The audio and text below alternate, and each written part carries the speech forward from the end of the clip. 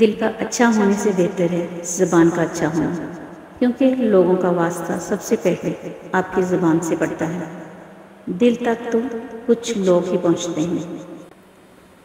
اگر لوگ تم سے متاثر ہو رہے ہیں تو تکبر نہ کرو، بلکہ اللہ کا شکر ادا کرو، کیونکہ اس نے تمہارے عیب چھپا کر تم کو لوگوں میں معزز بنا رکھا ہے۔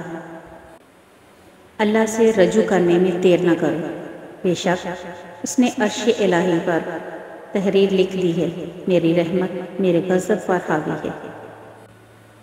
لوگوں کی باتیں پتھروں کی طرح ہوتی ہیں، ان کو پیٹھ پر لاد لو گے تو یہ پیٹھ ٹوٹ جائے گی۔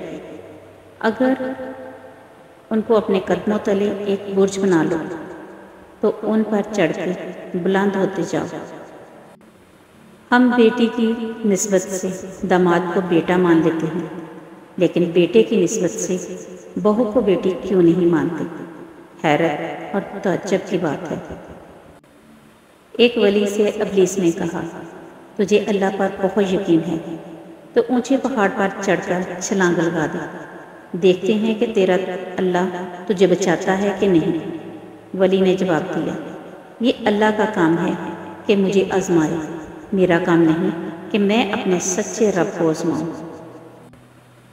معافی مانگنا یہ ظاہر نہیں کرتا کہ آپ غلط اور دوسرا صحیح ہے، بلکہ یہ ظاہر کرتا ہے کہ آپ کے رشتے کی اہمیت آپ کی انا سے بڑھ کر ہے۔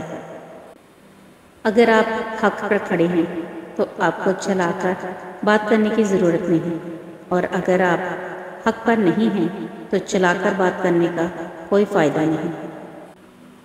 جس امت کو قبرستان سے گزرتے وقت مردوں کو سلام کرنے کا حکم ہے، وہ امت اتنی بے حس ہو چکی ہے کہ زندہ کو بھی بغیر مطلب سلام نہیں کرتے۔ الفاظ تو سبھی سمجھ لیتے ہیں، مگر دل کو چاہ اس ایک کی ہوتی ہے جو خاموشیاں سمجھ سکے۔ لوگوں پر 3 احسان کرو۔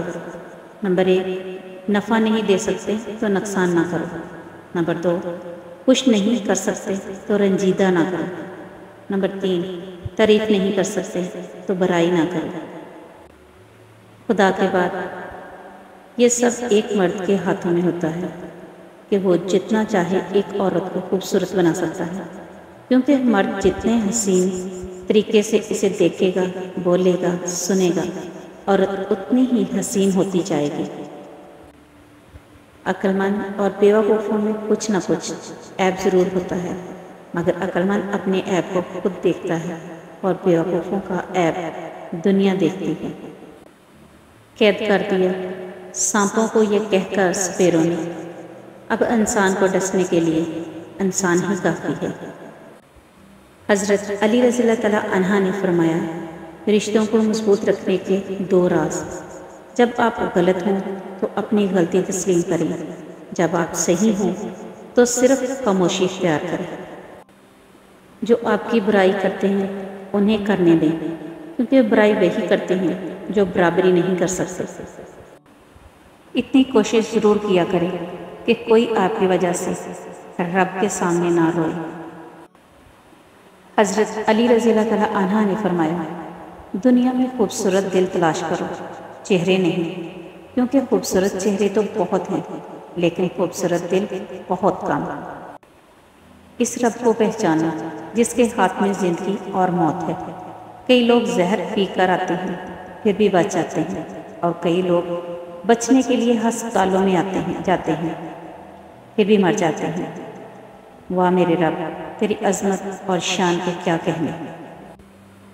پروردگار کے نعمتوں میں سب سے ایک نعمت مسلمان گھر میں پیدا ہونا بھی ہے۔ الحمدللہ رب العالمین۔ ہمارا اچھا عمل ہمیں مضبوط بناتا ہے اور دوسروں کو اچھے اعمال کرنے کے لیے متاثر کرتا ہے۔ وقت تو گزر ہی جاتا ہے، مگر اس وقت میں اپنوں کی دی گئی تکلیفیں کبھی نہیں بھلائی جا سکتی۔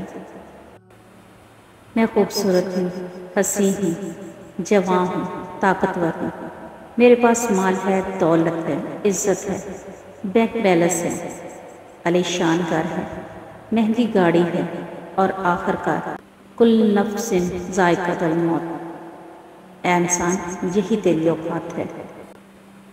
نماز کے لیے دنیا کو چھوڑ دو، لیکن دنیا کے لیے نماز کو نہیں چھوڑو۔ یہی تمہاری اصل کامیابی ہے۔ اس دنیا کو صرف ایک شے بامعنی بناتی ہے، اور وہ ہے آخرت کی یاد۔ غریبوں کی ہائے اور فارغ لوگوں کی رائے کبھی نہیں لینی چاہیے۔ آنکھ کے پانی اور سمندر کے پانی میں صرف جذبوں کا فرق ہوتا ہے۔ اپنا بچہ روتا ہے تو درد سینے میں ہوتا ہے، اگر کسی اور کا بچہ روتا ہے تو سر میں درد ہوتا ہے۔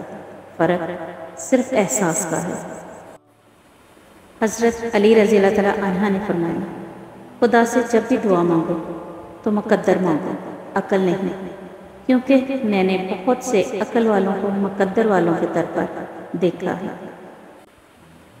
محمد رسول اللہ صلی اللہ علیہ وآلہ وسلم کا فرمان ہے، وہ جوان جس کی جوانی عبادت الہی میں گزری، اسے اللہ تعالیٰ روز محشر اپنے عرش کا سایہ عطا فرمائیں گے۔ میرے چینل کو لائک کریں، سبسکرائب کریں اور فیڈ بیک لازمی دیں۔ اللہ حافظ۔